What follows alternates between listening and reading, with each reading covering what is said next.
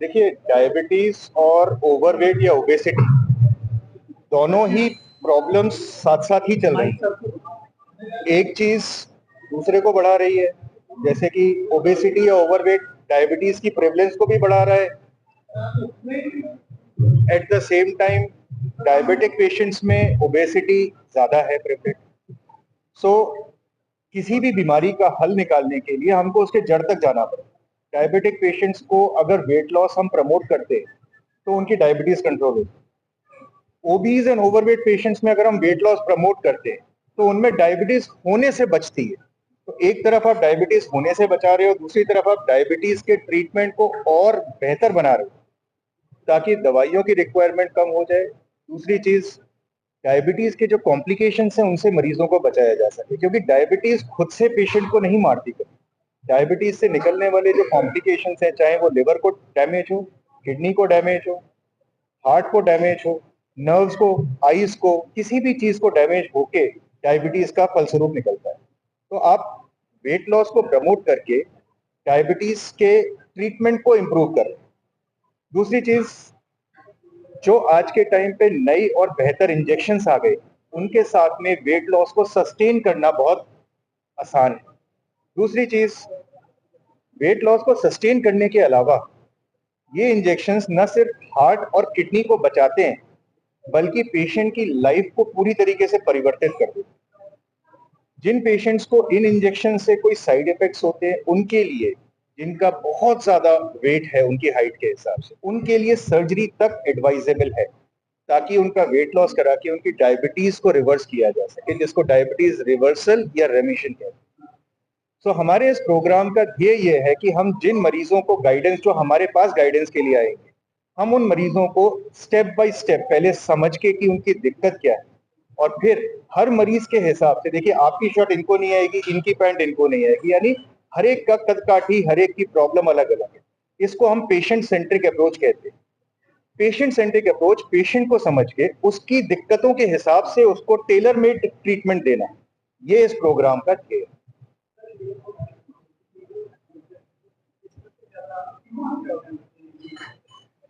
Sir, sugar के दो type की प्रॉब्लम्स होती हैं, एक जो डायरेक्टली शुगर लेवल से रिलेटेड है और दूसरा जो शुगर की बीमारी से रिलेटेड है।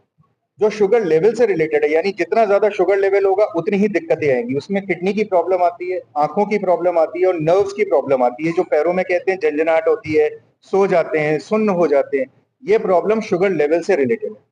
और एक लिमिट के आगे एक्यूट प्रॉब्लम्स आ जाती हैं, जैसे डायबिटिक कीटोएसिडोसिस, जिसमें ब्लड के अंदर तेजाब बनना शुरू हो जाता है। दूसरा होता है डायबिटीज की वजह से कौन सी दिक्कत आ रही है, यानी कि किसी को डायबिटीज है, चाहे कितनी भी अच्छी कंट्रोल से ही, उसका रिस्क ज्यादा है। कौन सी बीमारियां हैं? हार्ट की बीमारी, हार्ट अटैक, हार्ट फेलियर हो गया, स्ट्रोक यानी कि पैरालिसिस, दिमाग में क्लॉट बनना, ये बीमारियां जो है, या फिर मोटापे जैसी बीमारी, ये बीमारियां डायबिटीज से रिलेटेड। इनका डायबिटीज के कंट्रोल लेवल से खास स्ट्रिक्ट रिलेशन नहीं।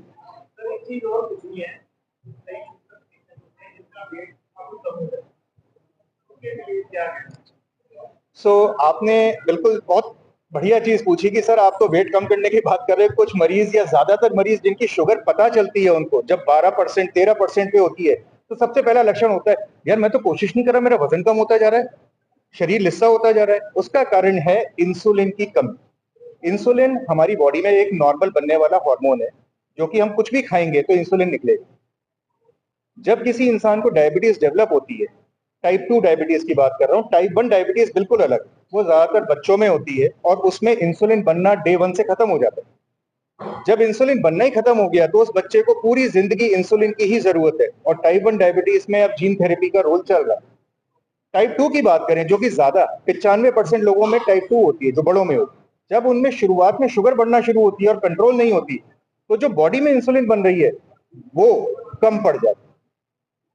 कम पड़ जाती है इसलिए क्योंकि शुगर बहुत बढ़ रही है, और ऐसे केस में इंसुलिन की रिलेटिव कमी की वजह से वेट लॉस होने लगता है। तो अगर आप डायबिटीज वर्ड का मतलब समझेंगे, तो डायबिटीज वर्ड पौराणिक टाइम से पेशाब में मांस का बहना डायबिटीज का सबसे पुराना वर्णन है। जो सबसे पुराना डिस्क्रिप्शन है वो ये है कि इंसान के पेशाब में उसके शरीर का मांस पिघल के निकल रहा है। तो जो पुराने टाइम के वैद्य होते थे वो पेशाब चख के बताते थे कि इसको डायबिटीज है कि नहीं, और जिसको डायबिटीज है उसमें कई सारे इन्फेक्शंस का रिस्क भी बढ़ जाता है। तो जब किसी का वेट कम हो रहा है, आपको ऐसे केस में इंसुलिन से स्टार्ट करना चाहिए, क्योंकि ऐसे पेशेंट के बॉडी में इंसुलिन की कमी है। आप बजाय किसी टैबलेट के ट्रीटमेंट फॉर्म पे अकेले रिलाई करने की बजाय इंसुलिन के साथ इलाज शुरू कीजिए। तो मरीजों को ये भी समझाना होता है कि भाई इंसुलिन भी जरूरी है। और आज के टाइम पे डायबिटीज की टेक्नोलॉजी में इंसुलिन यूजर्स के लिए सीजीएम यानी कंटिन्यूअस ग्लूकोज मॉनिटरिंग जैसी सेंसर्स हमारे पास है। छोटी सी डिब्बी होती है जो बाजू पे लग जाती है और वो 24 घंटे लगातार आपकी शुगर आपको इन्फॉर्म करती रहती है। आर्टिफिशियल पैनक्रियाज जैसी चीज भी आ गई है जिनको हम कहते हैं automated insulin delivery device, AID devices कहते हैं, जिसमें सेंसर भी होता है और इंसुलिन डिलीवरी का डिवाइस भी होता है। ये सारी फैसिलिटीज हम यहाँ पे अंडर वन रूफ लेके आए। नहीं नहीं सर, 10 साल से अगेन एक बहुत ही बेहतर सवाल आपका, मैं तारीफ करता हूँ। उसका रीजन ये है कि 10 साल से छोटे बच्चों में जो डायबिटीज होती थी वो टाइप 1 होती थी। आज के टाइम पे 10 साल की उम्र से छोटे बच्चों में टाइप 2 डायबिटीज निकलने लग गई, वजन ज्यादा होने की वजह से। और ऐसे बच्चों में अगर हम प्रॉपर डाइट और वेट लॉस करा देते हैं तो 2 से 3 साल में वो नॉन डायबिटिक हो जाते हैं और उनको जिंदगी काफी लंबे टाइम तक बिना दवाइयों के गुजारा हो पाता है।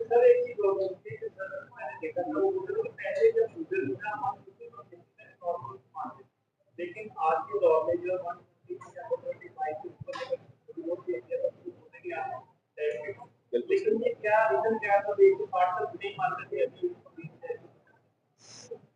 अगेन मतलब ये दिमाग से निकलने वाला सवाल है आपके, बहुत बढ़िया है क्योंकि आपने कुछ चीजों को मिला दिया है। 2 जगह से आपने इंफॉर्मेशन ली और ये मैं आप लोगों के माध्यम से इस चीज को क्लियर करना चाहता हूँ। किसी भी चीज के कट ऑफ बनाने के लिए कुछ टाइम लगता है। रिसर्च में देखा जाता है, रिसर्च क्या होती है, आप देखते हो कि भाई इतनी शुगर तक कौन सी बीमारियां आ रही हैं, इतनी शुगर तक कौन सी बीमारियां आ रही है। पहले की रिसर्च में कुछ बीमारियां थी जो कि ये देखा गया था कि 150 160 के ऊपर आती थी, 180 के ऊपर आती थी। आज के टाइम पे ये देखा गया है कि जो आंखों की प्रॉब्लम है, किडनी की प्रॉब्लम है या फिर नर्व्स की प्रॉब्लम है, जब किसी को डायबिटीज है उसका कंट्रोल अगर फास्टिंग शुगर का आप 100 के नीचे रखते हो तो चांसेस कम है कि ये प्रॉब्लम्स आएंगी। इसीलिए कट ऑफ्स को एडजस्ट किया गया। पहले डायबिटीज की डायग्नोसिस हायर लेवल पे होती थी, अब डायबिटीज की डायग्नोसिस 125 की फास्टिंग या उसके ऊपर पे डायग्नोसिस होती है। क्यों होती है? क्योंकि इसके ऊपर की अगर शुगर ज्यादा देर मेंटेन की जाए तो कॉम्प्लिकेशन आने का रिस्क बढ़ जाता है। अब आप प्रेगनेंसी में बात करो, सारी गाइडलाइंस रिवाइज हो गई हैं। कारण क्या है? अब प्रेगनेंसी में कहते हैं और ज्यादा टाइट शुगर कंट्रोल करो, वहां कहते हैं कि 70 से 90 की शुगर रखनी है आपने।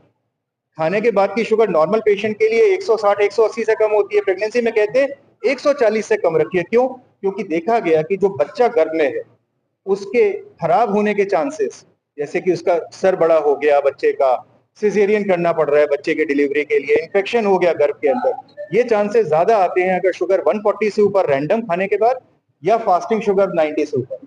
ऐसे केसेस में इंसुलिन के साथ उसको टाइट कंट्रोल करके रखना जरूरी। एब्सोल्युटली होता है और अच्छे तरीके से होना चाहिए और आपके हिसाब से होना चाहिए। इलाज हर मरीज के हिसाब से होना चाहिए, मरीज की जरूरत के हिसाब से होना चाहिए। डॉक्टर सिर्फ एक एडवाइस देते हैं, मरीजों को उस चीज को समझ में आना और मरीज उस चीज को फॉलो करे, इस चीज की जरूरत मरीजों की तरफ से।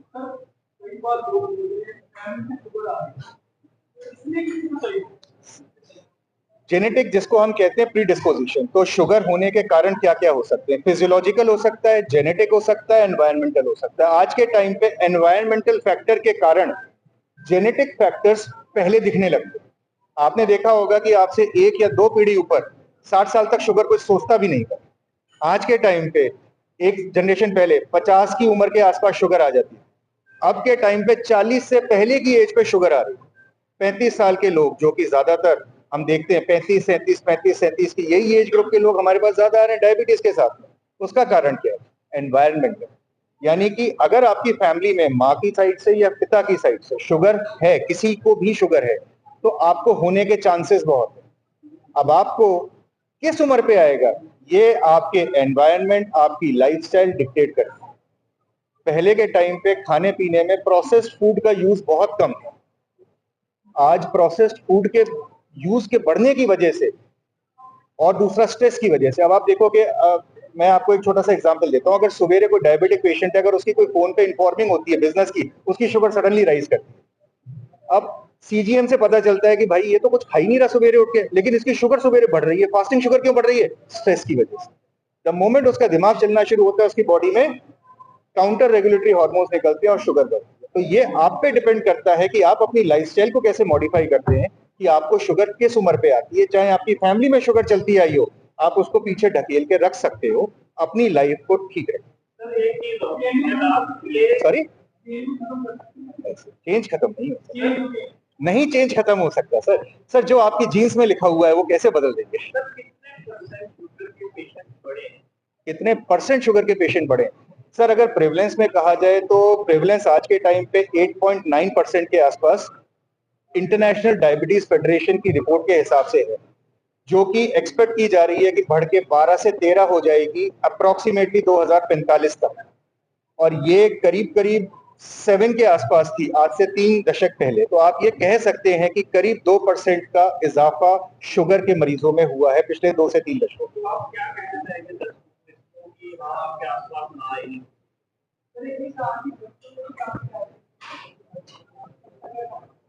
सर बच्चों में देखिए, आप सीधी सी बात है, हम काफी हद तक गिल्ट पेरेंटिंग भी करते हैं कि भाई हम बच्चों को टाइम नहीं दे पाते। अब आप लोग भी सारे लोग सवेरे से शाम तक बिजी रहते हो कि शाम को घर गए, बच्चे ने बोला पापा ये, हाँ चल बेटा ये खा लो।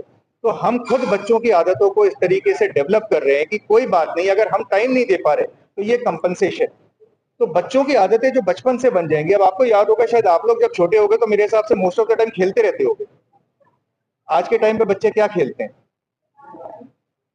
तो जो हमारी लाइफस्टाइल चेंज हुई है उसके कारण ये बीमारी बच्चों से ही दिखना शुरू हो गई। तो बच्चों को स्पोर्ट्स और फिजिकल एक्टिविटी में पूरी तरीके से इन्वॉल्व करके रखना चाहिए, ना कि मोबाइल और वीडियो गेम्स।